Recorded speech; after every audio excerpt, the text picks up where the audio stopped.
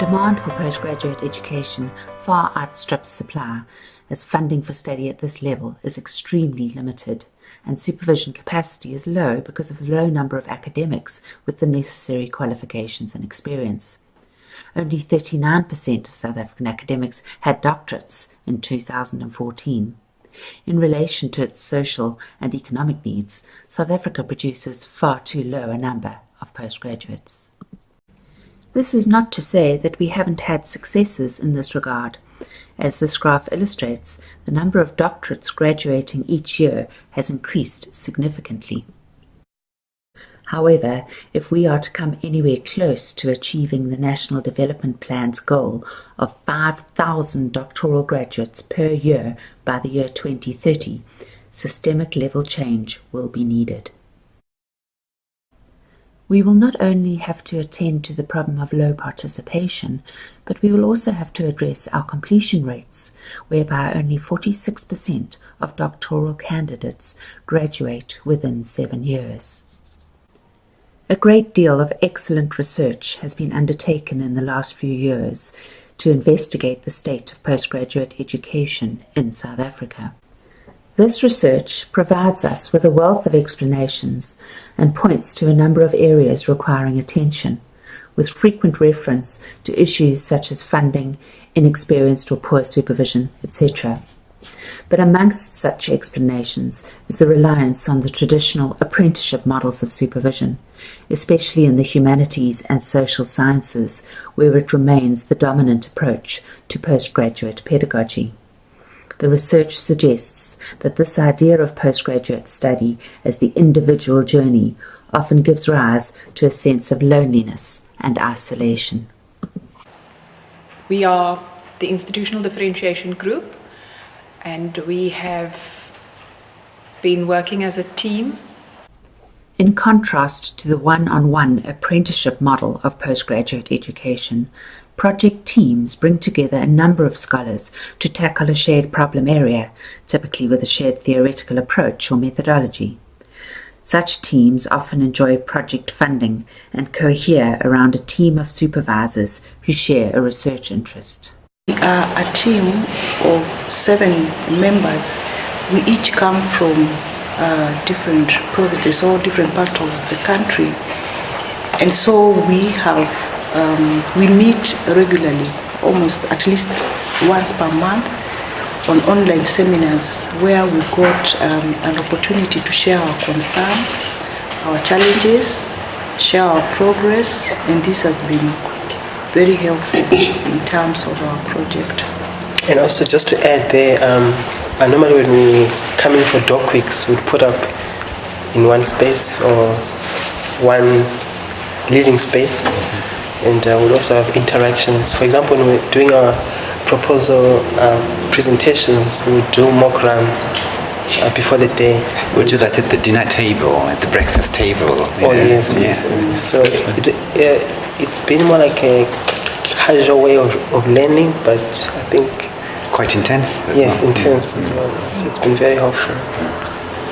In particular, for the doctoral weeks, where we came here for a week and we shared our experiences. We engaged with high-level presentations, and the doc weeks themselves were actually themed. Some of them were looking at higher education as a public good, and then we also had experts who were like presenters who would come and present on what they've written. We actually shared information through various social media platforms like WhatsApp, Facebook, and we also shared some common readings and files in applications like Dropbox and Google Drive. So it has been a very good experience being in this group. What was very interesting was the fact that we had coursework assignments in our first year together, and what stood out was we peer review our colleagues' work, and that was very interesting because you really then got a bit of insight as to where you are lacking as well as where your colleague needs a bit of support, etc. So that I found very, very helpful. And I think because it was at the beginning of the whole journey, it gave you just a bit of confidence to know that indeed, we are not alone, we're journeying together. And just to add also, one of the highlights for me, I think one of the programs which was very helpful was the structured writing retreats. Like now we're actually at a week-long writing retreat, whereby we have structured allocated time to focus on your writing. Do Pomodoros? Yes, techniques like Pomodoros, shut up and write, where you block all negative disturbances and focus on writing. When we are down, we get support from the colleagues. I call my aunt and cry a lot, and she gives me some consolation over the phone. Yeah, and she says you can do it, and afterwards I can go and read. Yeah.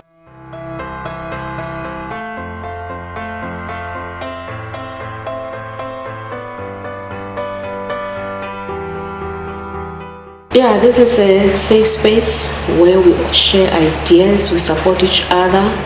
Even when one is back at home, you know that you are not the only one. You have a team and other people that we meet through the dog weeks outside this team. We keep watch on each other's publications, and one of us publishes. We all bask in the success of a member of the group. On the other hand, due to the diverse nature of the group, coming from different backgrounds, we do have some conflicts at some point. But we have channeled into a collaborative conflict, whereby we attack our problems together, we attack the challenges together instead of attacking each other. While researching collaboratively is very much the norm in the natural sciences, in the humanities and social sciences it can be frowned upon, and the Oxbridge tutorial method, with its apprentice approach to supervision, is valued. There is sometimes a concern expressed that having students researching together in a collaborative and structured way at postgraduate level is problematic because students need to be working independently. But research suggests that working in project teams actually enhances the likelihood of postgraduate scholars crossing conceptual thresholds to produce knowledge at the required levels. There was a community base of people who were at all different levels of a PhD. So there was a wonderful support group that I found. They were able to give me advice on the process, as well as different readings that I might need or might help in my particular area as well. Being a part of a community really assists you in being around fellow colleagues and scholars doing the same thing. So being a part of the PhD itself. It's not only for the actual process of the PhD, so not only for the practicality and the theory, but it's also for just being around people going through the same frustrations that you are. So in terms of feeling down or feeling unmotivated, just speaking to this type of people, it just gets you back onto where you were at the beginning, I guess. So I guess my one recommendation would be to either find a community of practice, so a supportive community, a network, either with fellow PhD scholars or scholars in the same area as yourself, or start your own community, create a group, get PhDs together either within your organization or within your institution, just so that you actually create the support that might be needed for this journey. This video is licensed under Creative Commons, and you are welcome to use or adapt it.